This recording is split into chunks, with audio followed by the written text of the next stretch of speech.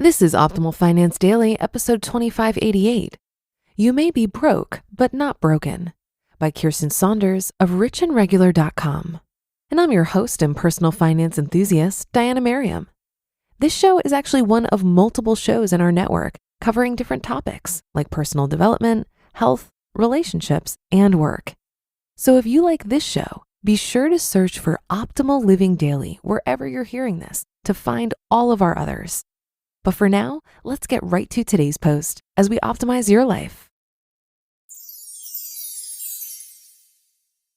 You may be broke, but not broken, by Kiersten Saunders of richandregular.com. What's the point? Does it even make sense to try?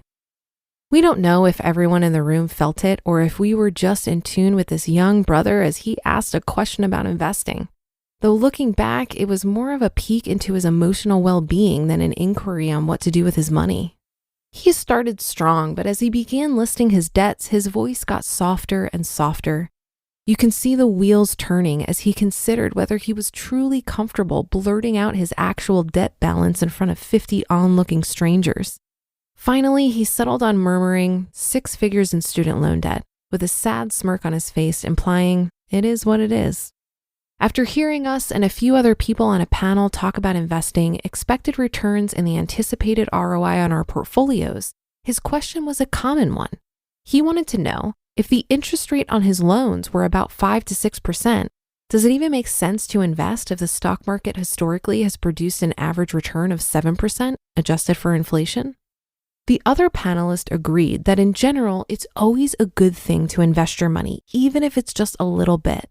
After all, there is value in overcoming the emotional barriers of investing and getting into a rhythm of putting your money to work for you.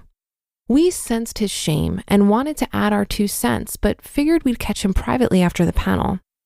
Unfortunately, when we looked up, he was gone. His question was a good one, and we really wanted to answer it. More importantly, we wanted to give him hope because we could sense how broken he was by the debt balance he'd accrued over the years. For us, the last few weeks have been filled with incredible highs and some deeply heavy lows. On one end, we've hung out with some of our favorite people, knocked out a couple podcast interviews, got featured by a 60-second stock, and made some key moves to grow our blog and business. On the other end, we've met people who are going through some really difficult times. This young man was one of those people, but there were others. Not too long ago, we were hanging out with a dear friend of ours. She's brilliant, one of a kind, and capable of doing anything she puts her mind to. But by her own admission, she's also clueless about money. She's one of our biggest supporters, and while she gets it on paper, she can't envision actually taking any of the steps we've taken. We don't push because she's a grown-ass woman and we respect her boundaries. It just sucks knowing she may be spending the money she needs for her future today. Then we had the pleasure of meeting another young woman that nearly brought us both to tears.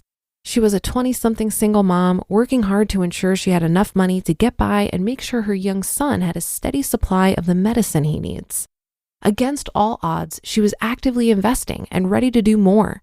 She made about $30,000 and drove for Uber on her off time, but she was drop-dead tired because of it. Have you ever met someone that had great energy? Well, this girl had it in spades. Either that or she was hopped up on Red Bull, not sure. Either way, after speaking with her, we couldn't help but think how fortunate we were, not just for the decisions we've made for ourselves, but because our little chat may have contributed to her holding on a little longer and potentially helping to dig her out of the hole she was in.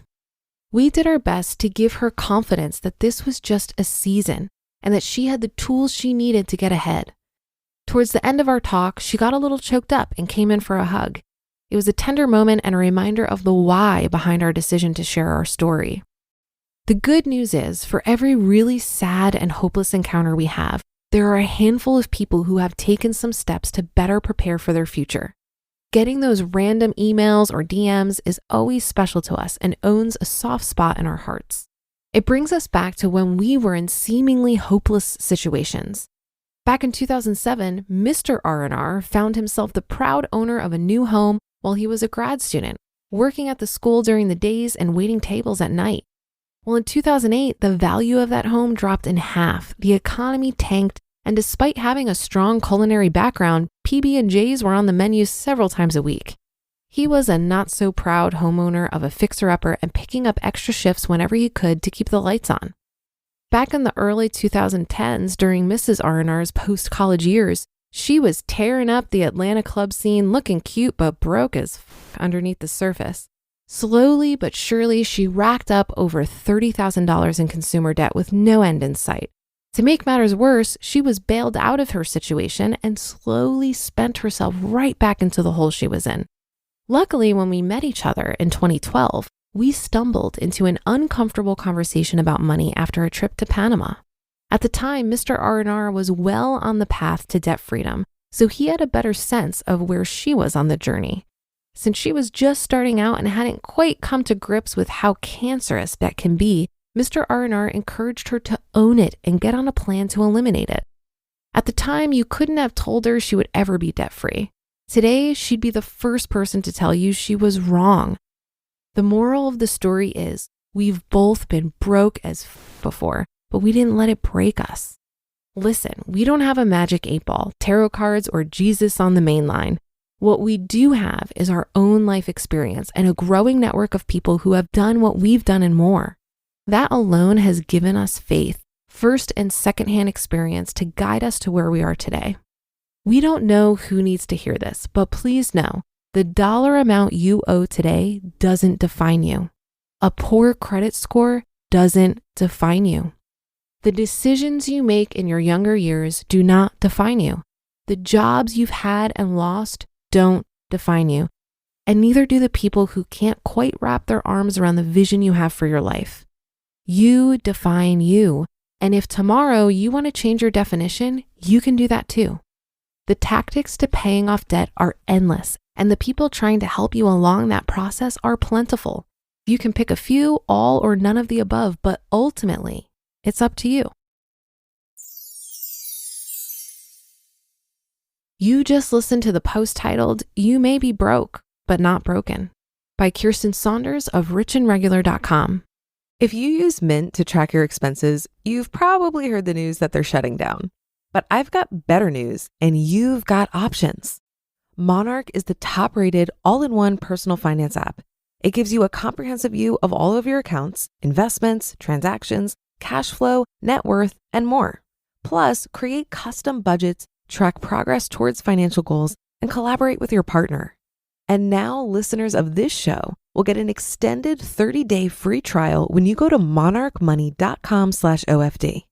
I moved from Mint to Monarch earlier this year in an effort to better manage finances with my Midwestern gentleman. I really like that we each have separate logins, as it enhances our ability to have full transparency with each other. After trying out Monarch for myself, I understand why it's the top-rated personal finance app. So go to monarchmoney.com/OFD and get an extended 30-day free trial. That's monarchmoney.com/OFD for your extended 30-day free trial. There are lots of ways to potentially boost your investments these days, and even more options on where to stash them. Make the smart move by transferring your brokerage account over to Robinhood. Whether you're transferring $1,000 or $2 million, don't miss out on Robinhood's offer for an unlimited 1% bonus on your assets. Unlimited, as in no cap. See why over 3 million people have rated Robinhood 5 stars on the App Store. Visit robinhood.com/optimal to claim your bonus. Terms apply to the bonus. See full bonus terms at robinhood.com. Investments offered through Robinhood Financial LLC. Investing is risky. I absolutely love the encouragement in this post. When I first started reading personal finance content, I really tried to find stuff that was optimistic like this. There's so much out there that talks about the struggle of debt repayment and how difficult it can be, and it often made me feel ashamed of the situation I got myself into.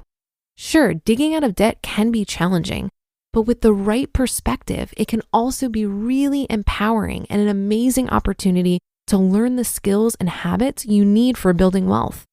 I think it's important to remember that this is all figure-outable. And if you're able to maintain the belief that it is possible to dig out of the hole you find yourself in, you're more likely to take the action you need to do so. And if you've made financial mistakes, join the club. I know very few people who have reached a degree of financial freedom without making some mistakes or cleaning up some messes along the way. I certainly fall into this category. My 20s were defined by mindless consumption and being completely financially illiterate, but I don't regret it because the process of digging out of 30 grand of debt and then saving and investing 60% of my income gave me a great base to build from. I'm not sure I would have learned as much as I have about money management if I wasn't forced to through my own screw-ups. So back to the question that opened up this article. What's the point? Does it even make sense to try? The point is that you got this. And yes, it couldn't possibly make more sense to try because the effort you put in now in cleaning up your finances is going to lead you to places you can't possibly anticipate from your current vantage point.